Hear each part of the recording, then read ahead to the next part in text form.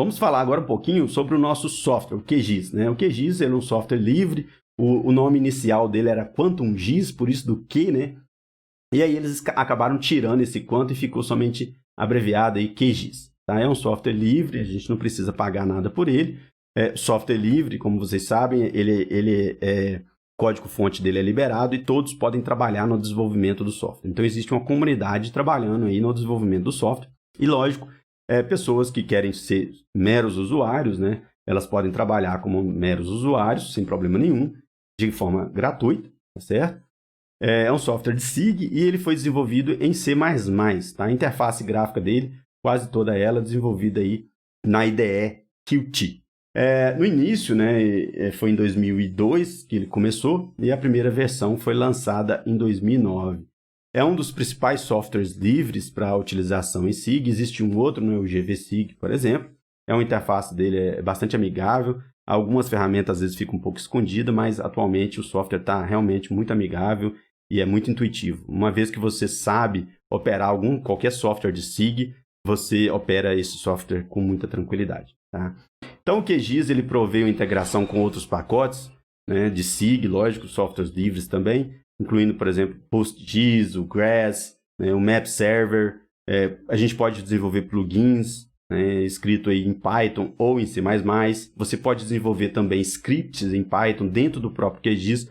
Às vezes tem alguma operação que se repete muito. Se você for fazer isso de forma manual, pode ser demorado. Então você pode resolver isso fazendo aí um código, um script em Python, rodar esse script e ele executa tudo que você precisa no instalar de dedos. Tá? Então facilita muito o uso aí do software. Aqui é a interface gráfica do QGIS, tá? A gente vai estar utilizando aí o QGIS 3. Depois eu vou fazer uma demonstração de como a gente faz para baixar o software. A instalação dele é bastante simples, não tem segredo. Tá? Então aqui a gente vai ter uma área de trabalho, né? Uma área de visualização, uma área que a gente pode trabalhar também selecionando algumas feições, parte dos desenhos, né? A gente pode estar clicando também e visualizando alguma coisa que a gente deseja. Aqui a gente vai ter as layers, né, que a gente chama de camadas, a tradução de layers seria camadas. E aqui a gente tem várias layers, né? A gente tem aqui bacia hidrográfica, floresta, área agrícola e assim por diante, né? Então, aqui nas nossas layers vai ter layers do tipo raster, matricial, né? E layers também do tipo vetorial. Normalmente a gente utiliza o vetorial formato shape, tá? Daqui a pouco nós vamos falar dele. Aqui do lado eu gosto de colocar uma barra de ferramentas onde a gente vai poder inserir dados, né? A gente pode colocar tanto os dados vetoriais, matricial, dados em texto, né? Eu poderia pegar uma planilha eletrônica, por exemplo, que a gente tem dados que veio do campo e esses dados do tipo texto, por exemplo, poderia entrar aqui no QGIS e a gente transforma isso em dados geográficos e a gente transforma ele num vetor. De vetor a gente pode transformar ele em raster e assim a gente vai processando o dado até a gente adquirir a informação que a gente deseja. A gente tem aqui também uma barra de ferramentas. Essa barra de ferramentas, muitas ferramentas, né, às vezes fica indisponível dependendo do que você está selecionando. Tá? Então, dependendo da opção que você seleciona, as ferramentas às vezes ficam escondidas. Tá? E às vezes você pode clicar com o botão direito e deixar ela aparente para você. Mesmo assim, muitas vezes, muitas ferramentas, né, às vezes ela pode estar escondida, então você precisa de clicar com o botão direito e tornar ela aparente. Muitas coisas poderiam ficar desabilitadas e ela se tornará habilitada assim que você clicar em uma camada ou fazer alguma operação. A gente tem aqui também do lado um toolbox, né, que a gente chama aí de uma caixa de ferramentas de processamento. Então a gente pode clicar aqui em Processing, né, e habilitar essa caixa de ferramentas. E aqui você vai ter uma série de outras ferramentas que você pode utilizar, né? Além dessas ferramentas que a gente já tem no SIG. Então, essas ferramentas aí é aquela integração que eu falei. Então, tem várias ferramentas, por exemplo, aqui do GRASS, né? Do GEDAL. E aí você pode estar usando essas ferramentas aqui dentro para operar os seus dados. Tá? Seria como se fossem uns extras que a gente teria.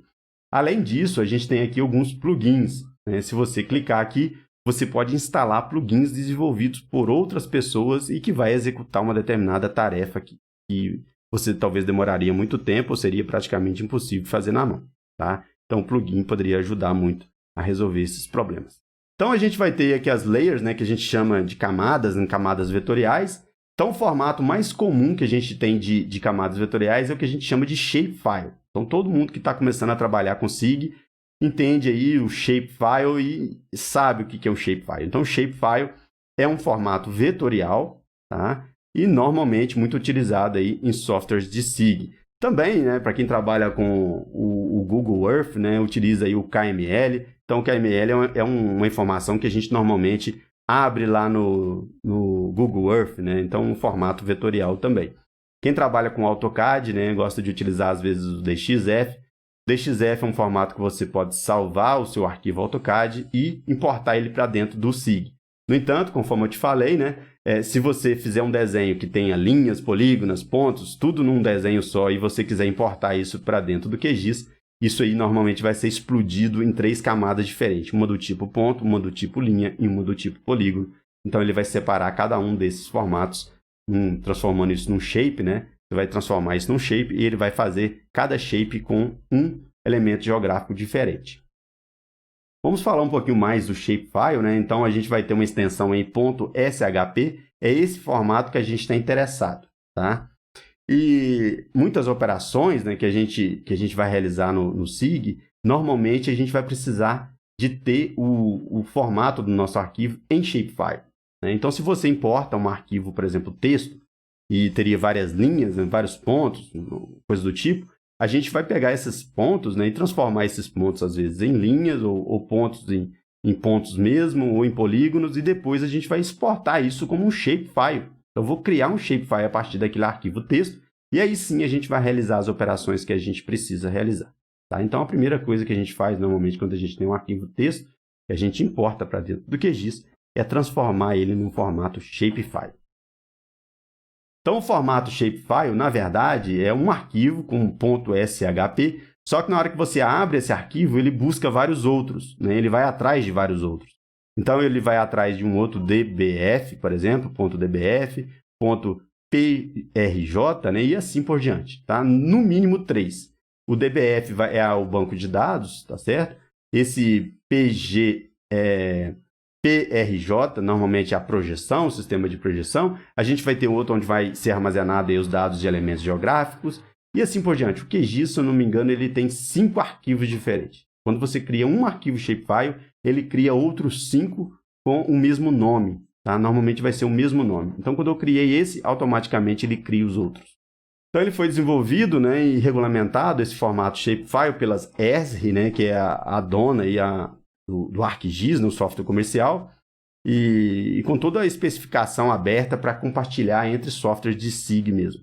Então, a ideia desse formato shapefile é aberto, então a gente sabe como ele é formado, e com isso a gente pode gerar o formato shapefile do QGIS, abrir um formato shapefile no QGIS a partir dos dados que veio do ArcGIS e assim por diante. Então, um arquivo shapefile ele será do tipo ponto, ou linha, ou polígono. Isso aqui deve ficar bastante claro. Então, uma vez que você escolheu, eu quero representar lixeiras que tem na cidade, vou escolher para representar lixeira, ponto. Então, beleza, você vai escolher ponto para representar. Tá? E esse vai ser utilizado do início ao fim, você não pode trocar para linha. Você pode converter ponto em linha, eu posso converter linha em polígono ou vice-versa, mas esse formato vai ser único, tá? Dentro daquele arquivo que você criou. Um arquivo vetorial, né, do tipo shapefile, ele representa normalmente um tema. Então, eu poderia ter, por exemplo, limites de bairro. Então, cada bairro seria um polígono, né, e aí eu teria um tema. E esse polígono vai representar bairros de uma cidade. O polígono poderia representar, por exemplo, o uso e ocupação do solo. Poderia representar, por exemplo, uma determinada produtividade que eu tenho. Tá? Eu poderia ter também um tema rios. Né? O tema rios, eu vou ter vários rios ali dentro, seria representado por elemento geográfico linhas, por exemplo. Então, cada tema, né? Por exemplo, um tema bairro, um tema rios, um tema estradas, um tema ruas, avenidas, normalmente, né, ele é composto por várias feições. Então, por exemplo, o bairro é um tema, né? Eu posso ter um bairro tema. E um bairro específico, ele pode ser uma feição do tipo polígono. Então, eu posso ter vários bairros, então eu vou ter vários polígonos, tá? Então, sempre do mesmo tipo, tá, pessoal? Conforme eu já havia dito, ponto, ou linha, ou polígono. Então, no caso de bairro, um tema bairro, eu vou ter ali um bairro, e esse bairro vai ser um polígono. Eu posso ter outro bairro, vai ser outro polígono, e assim sucessivamente. E aí, dentro do shapefile, a gente vai ter também linkado a cada dessas feições, né? Cada feição dessa, vai ser uma tabela, eu posso representar cada feição dessa, né? Por exemplo, vamos imaginar que eu tenho 10 bairros, e cada bairro é representado por um polígono. Então, veja bem, eu posso colocar isso numa tabela. Então, eu vou ter 10 linhas na tabela. Tá? Cada linha da tabela vai ser uma feição, ou seja, um bairro diferente. Esse bairro vai ter um nome, né? Então, o nome é um atributo, vai ser uma coluna da minha tabela. Então, aqui ó, eu vou ter um atributo, nome do bairro. Eu posso ter também a área do bairro, seria um outro atributo. Então, seria uma outra coluna da minha tabela de atributo.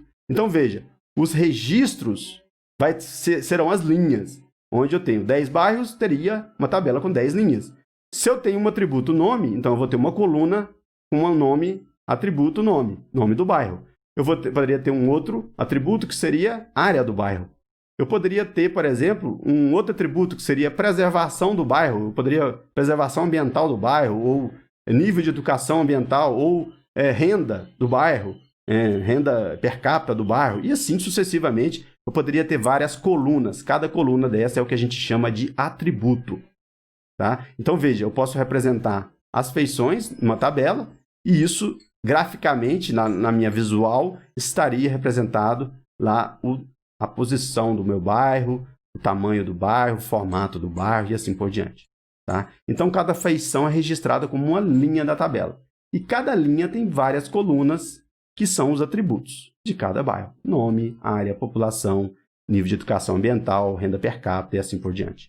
Então, nesse caso, cada registro, linha da tabela, representa um bairro diferente.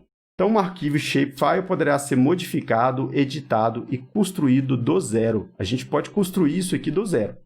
Tá? Então, eu posso, a partir de uma fotografia aérea, ir lá e desenhar os meus bairros, desenhar as minhas lagoas, os meus lotes e assim por diante. O formato raster, né, o layers do tipo raster, que a gente conhece, falou como matricial.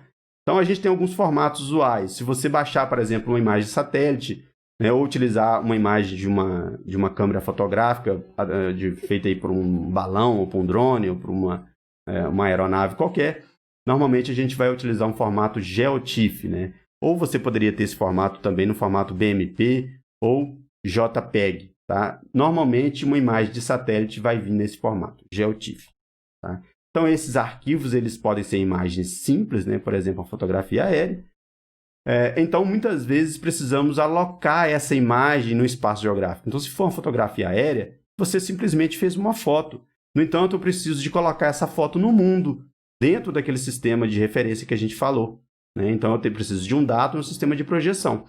E aí é o que a gente entra com georreferenciamento. Eu preciso georreferenciar a imagem. Então, se eu fiz uma fotografia aérea JPEG, eu preciso de alocar essa imagem no espaço geográfico. É o que a gente chama de georreferenciamento. Então, agora a minha imagem passa a fazer parte do mundo. Então, como você abre lá o Google Earth, né, você olha lá o que tem num determinado espaço que você está interessado. Você olha, tem lá uma mata, tem um rio, tem uma lagoa e assim por diante. Então, aquela imagem, né, se você verificar, são vários fragmentos de fotos. Né? Aquelas fotos estão alocadas dentro do nosso elipsoide, que é o nosso sistema de referência, dentro do dado e do sistema de referência. E cada raster poderá carregar um ou mais planos de informação. Então, eu posso ter um raster, por exemplo, com várias bandas, né, que a gente chama. Então, por exemplo, cada banda poderá ser uma informação diferente. Então, eu poderia ter uma banda, por exemplo, que representasse a temperatura ou que representasse um NDVI, que nem a gente viu anteriormente. Então, eu poderia ter uma banda representando um NDVI.